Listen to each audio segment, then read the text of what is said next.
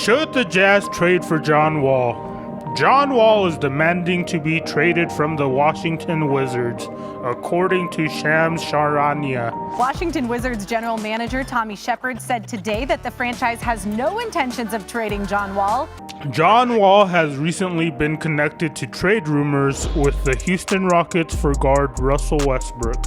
What? Bro, what are you talking about, man? Bro, I'm out, man. That nigga's tripping. General Manager Tommy Sheppard recently said on the Lowe podcast that the team was going to build around shooting guard Brandley Beal moving forward, and apparently John Wall was taken aback by the comment. The former Kentucky star guard signed a 4-year, $170 million contract extension, but played just 73 games since due to various injuries. Could Utah be a possible destination for the 10-year veteran and former first overall pick in 2010? Welcome to Opochly, and today we'll discuss the possibility of John Wall coming to play for the Utah Jazz. There's no plans to trade John. Obviously, that's unfortunate this time of year.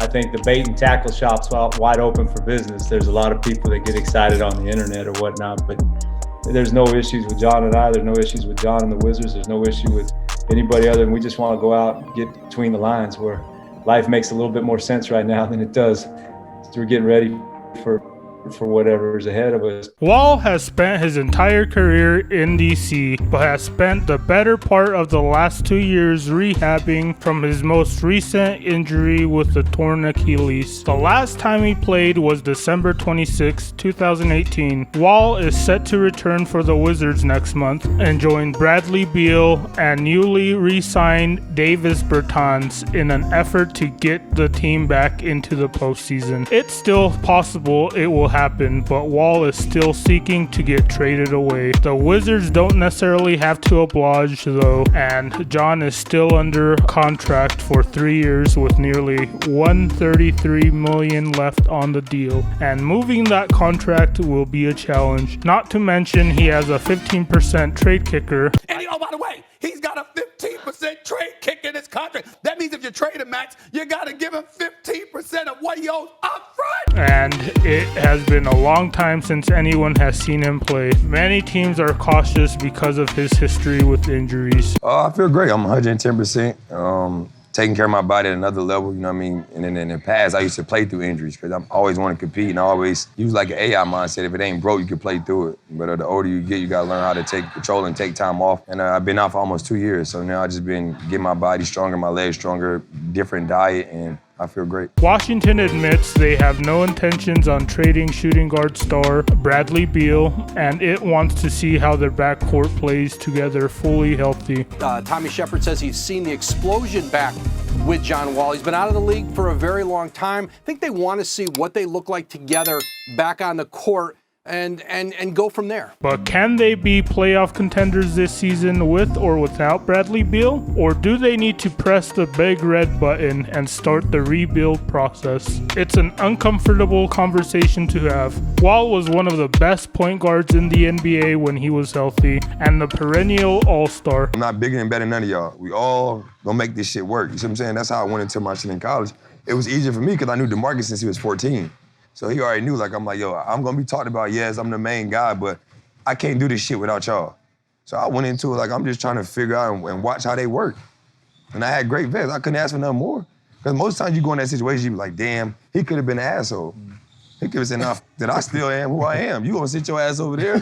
It's my team. He didn't do that, and it made it cool. Bro, we was having fun. We weren't winning for shit, but we had fun. He is one of the fastest players with the ball in his hands to ever play the game of basketball. Him out on the break here, going with the broken hand, delivering the pass to Beal to get that finish. And look at John Wall celebrate his teammates' success here. You don't think he's into this game and happy to be... But his game has stagnated, and he still hasn't developed a reliable three-point shot. I don't think anything is going to change for the Wizards if they don't blow everything up now, and the first step would be moving on from their floor general. This is a disgrace taking place in the nation's capital. We've been talking there. People had their opinion, and and of a negative variety about what else goes on in the nation capital. Thank God they didn't contaminate themselves further by going over to the damn Verizon Center. What a disgrace that has taken place in the nation's capital. The Jazz, on the other hand, are already playoff contenders with their current roster,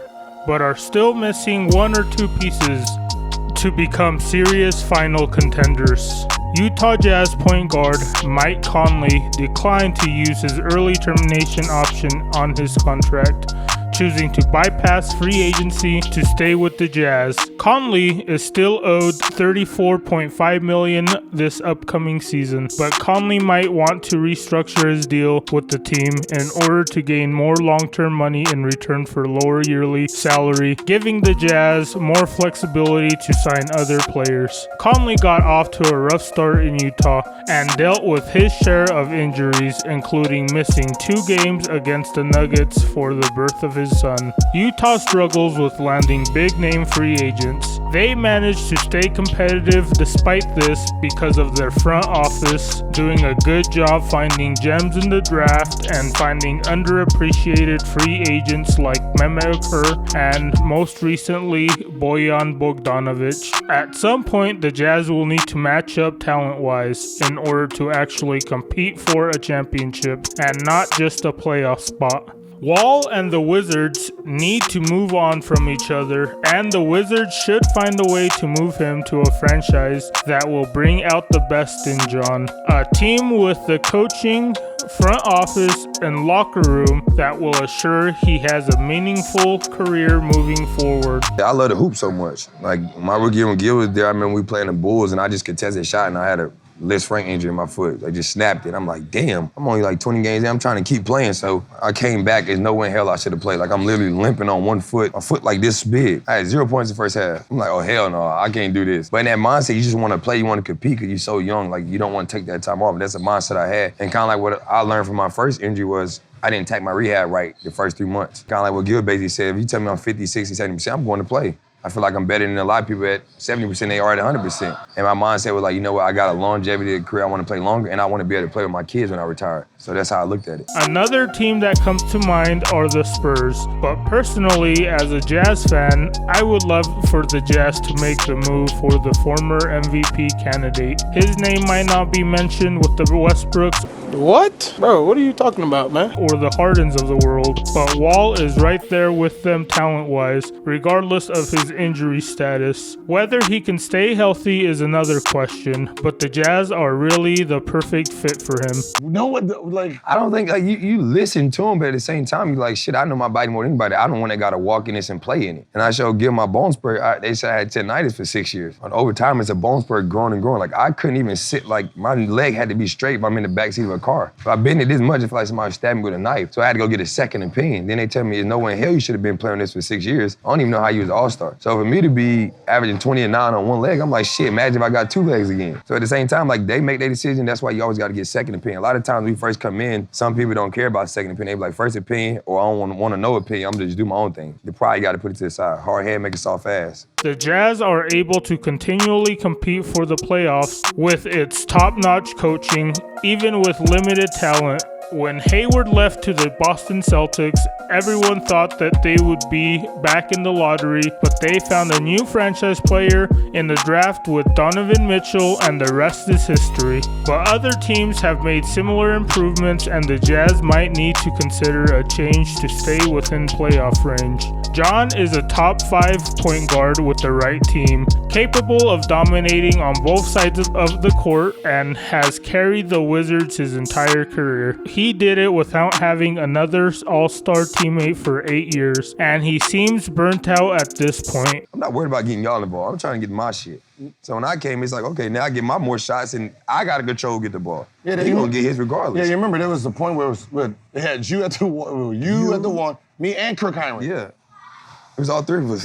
You got 3 point guards playing the 1-2-3. Utah has the pieces to get the trade done and will have to give something to get Wall back. I don't think the current core is enough to contend for the Western Conference Championship, let alone the NBA Championship. The front office will need to ask themselves, is this core strong enough? If not, they should consider a high-risk, high-reward scenario, or toil in mediocrity. The Wizards have been a wasteland for talent, but Wall has managed to power through the mishandling for years and deserves a chance at success. A Wall to Mitchell backcourt could be a devastating combo for any team to deal with. If someone can accept the risk, this can end up benefiting both teams. Let's go over 3 scenarios where the Jazz can trade for John Wall. John Wall, he can ball, Molly. Yep, He clean. I'm listening. He can I'm ball. all ears right I'm now. not questioning John Wall's abilities. I'm questioning his level of production. It ain't just your job to score. It's your job to lead. To lead. They have no leadership. They have no chemistry. They don't even look like they want to play together. Don't get me started with hanging out together, because damn sure if I've seen it, okay? And I'm in the nation's capital enough. Trust me. If they were doing it, I'd know. Possible scenario number 1. Boatload of draft picks for John Wall. As you can see, we're using Trade Machine and Cap Manager from TradeNBA.com. This was recommended by the Funky Diabetic.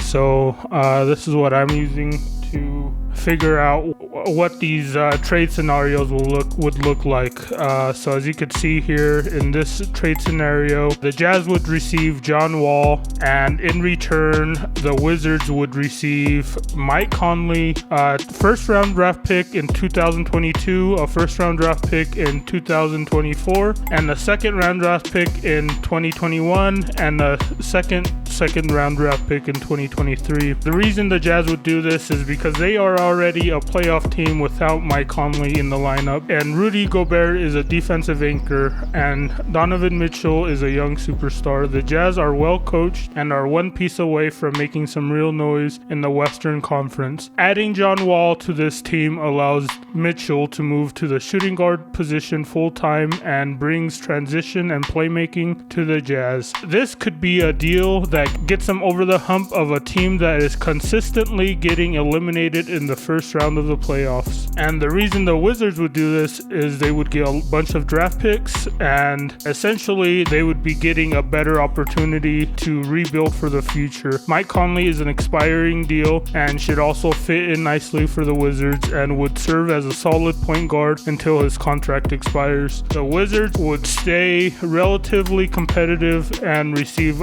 a bunch of draft capital for their future. This trade makes sense for the Wizards. Or we're gonna end up being like Utah. Do you want to do the rest of this interview? Are you sure? Here, go ahead.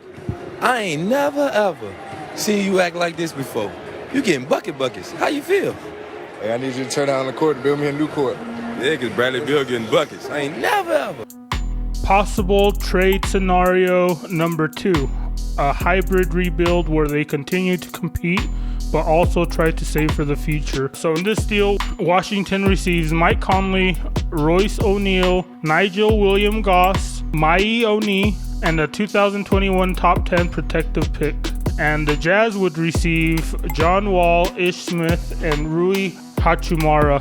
The Wizards would get Mike Conley's expiring contract and a great workhorse in Royce O'Neal, who will play great alongside Brandley Beal, and young talent with the Nigerian Mai Oni and Nigel Williams-Goss, plus a top 10 protected pick in 2024. This gives them the opportunity to compete with Mike Conley still being very serviceable point guard and Royce O'Neal, who is a special player in himself.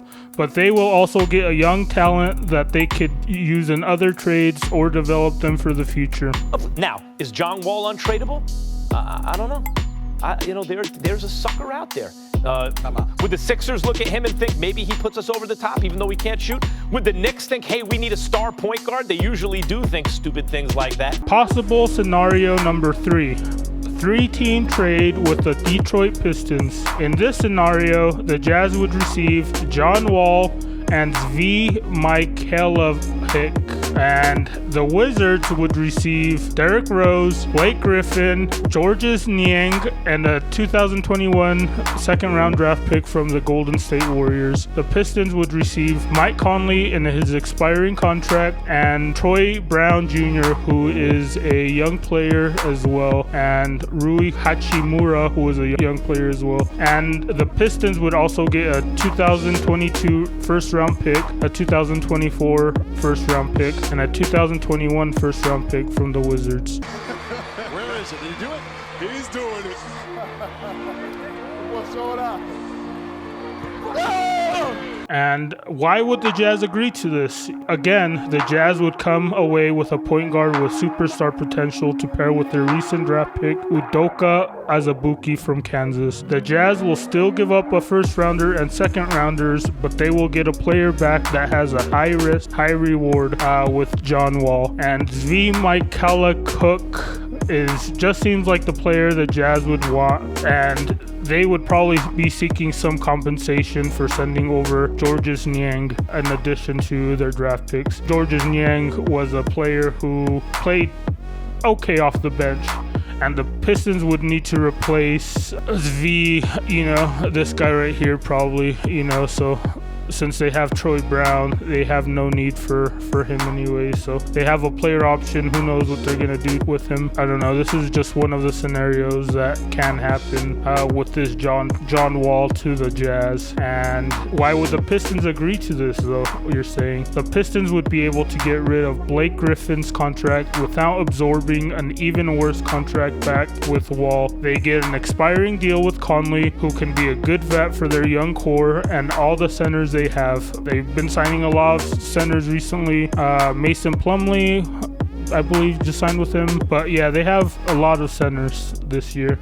So maybe they're looking to make some moves and to clear some space for them. And they also get a good young player in Troy Brown who can develop alongside their other young talent. And they also get multiple picks that will allow them to completely blow up their roster and start the process from scratch. And while the Washington Wizards aren't exactly accustomed to having John Wall in their lineup as of late, receiving a point guard in the trade for him would help. Derrick Rose is a popular talent among NBA fans and coming off a strong season, making the Detroit Pistons an intriguing third party in this scenario with the Jazz. After handing out Davis Bertans a massive contract, trading Wall for a front court player like Blake Griffin, who is a heavy cap burden, would be difficult. It does help that he's under contract for one fewer season than Wall. Perhaps the Wizards could experiment with Griffin, putting him in at the 5 spot and see if he can hold his own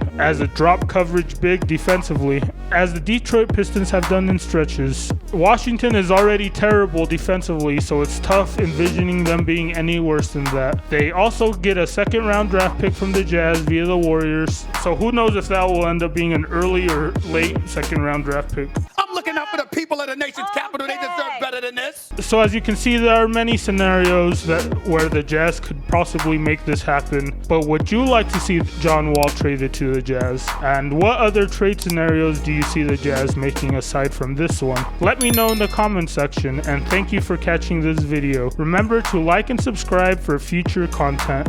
Thank you. Good old day. Keep on going. Keep on going. Switch.